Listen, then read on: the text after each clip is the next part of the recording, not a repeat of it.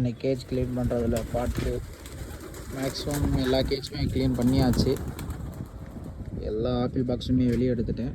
So பக்கத்துலேயே tiles கடையில் போயிட்டு கொஞ்சம் டைல்ஸ் வாங்கிட்டு வந்தோம். ஒன்றுக்கு ஒன்று டைல்ஸு. ஸோ அதை வச்சு கொஞ்சம் சூப்பராகவே கேஜ் ரெடி பண்ணியாச்சு. இந்த சைடு மட்டும் ஒரு 3 ஆப்பிள் பாக்ஸை அடுக்கி வச்சுருக்கு. இது நம்ம அன்னைக்கு க்ளீன் பண்ணும்போது ரெடி பண்ண கேஜ் ஆப்பிள் பாக்ஸ் எல்லாம் எடுத்துகிட்டு டைல்ஸ் வச்சுருந்தது. ஸோ இது பார்த்தீங்கன்னா இந்த டைல்ஸோடவே டைல்ஸு ரொம்ப கொஞ்சம் கெட்டியான டைல்ஸாக இருக்குது, நல்லாயிருக்கு. உள்ளே வந்து எல்லோரும் பயந்துட்டு வெளியே போகிறாங்க. இது நம்ம கேஜில் வளர்ந்த பட்டா ஒரு அடியானது. ஸோ இன்றைக்கி தான் கேஜெலாம் கொஞ்சம் க்ளீன் பண்ணி ரொம்ப நாளுக்கு அப்புறம் கொஞ்சம் நல்லாயிருக்கு கேஜு. இது நம்ம ஹோமரோட சிக்கு, ஒரு சிக்கு வந்து இன்றைக்கி இறந்துருச்சு. ஸோ இந்த முட்டையெல்லாம் எங்கே இருந்துச்சுன்னு தெரியல, எங்கெங்கேயோ வச்சுருக்கேன். இப்போதைக்கு கேஜில் மொத்தமாகவே ஒரு 8-9 சிக்கு இருக்கும். இதில் ஒரு 2 சிக்ஸ் இருக்குது, இதில் ஒன்று 2 இருக்குது.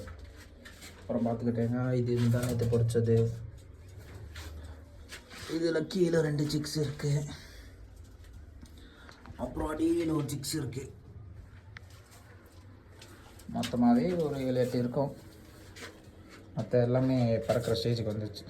ஸோ இதுதான் நம்ம கேஜோட நியூ அப்டேட்.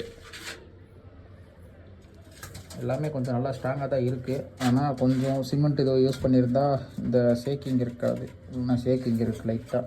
ஸோ அது ஒன்றும் பெரிய இஷ்யூ கிடையாது. போர்ட்ஸ் ஒன்றும் அவ்வளோ வெயிட்லாம் வராது.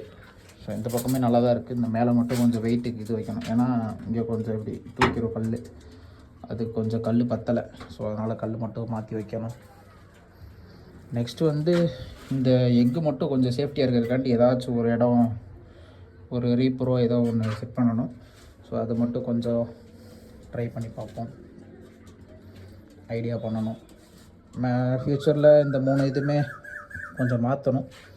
மாற்றிட்டா கேஜ் இன்னும் கொஞ்சம் க்ளீனாக நீட்டாக இருக்கும். ஸோ அதுக்குமே கொஞ்சம் டைல்ஸ் இருக்குது, எக்ஸ்ட்ரா வாங்கணும். இன்றைக்கி அவ்வளோதான் இருந்தது. ஸோ இதெல்லாம் பார்த்துக்கிட்டிங்கன்னா கொஞ்சம் ரேட் கம்மியாகவே கிடைக்கும் உங்களுக்கு. உங்கள் ஊரில் இருக்க கடையில் கேட்டிங்களா அந்த டிஃப்ரெண்ட் கலரில் இருக்க டைல்ஸாக கொடுப்பாங்க.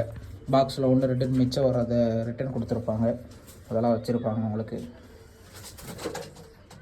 நீங்கள் ஃபேன்சி பிஜினுக்கும் இதேமாதிரி செட் பண்ணலாம். அதுக்கு வந்து 1.5க்கு 1 டைல்ஸ் ஒன்று இருக்கும். ஸோ இந்த 2 டைல்ஸ் சேர்ந்த மாதிரி ஒரு டைல்ஸ் வரும். அது யூஸ் பண்ணிங்க அப்படின்னா உங்களுக்கு இவ்வளோ ஸ்பேஸ் கிடைக்கும்.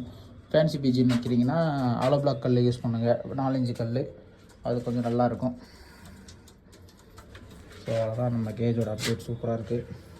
எனக்கே கொஞ்சம் பார்க்க ஆசையாக இருக்குது. ஸோ வேஸ்ட் எல்லாம் இன்னும் கொஞ்சம் க்ளீன் பண்ணணும், எல்லாம் எடுக்காமல் இருக்குது, எடுக்கணும்.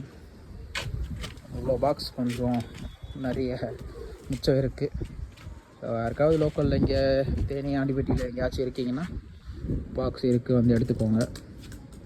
யாராவது சூப்பராக வளர்க்க ஸ்டார்ட் பண்ணுறீங்க செய்கிறீங்கன்னா எடுத்துக்கோங்க. ஸோ இதெல்லாமே புது பாக்ஸு தான். இப்போது நிறையா இதில் கீழே இருக்க எல்லாமே புது பாக்ஸு. இது இந்த பக்கம் ஒரு 4-5 பாக்ஸ் மட்டும் தான் பழைய பாக்ஸு, மற்ற எல்லாமே புதுசு தான்.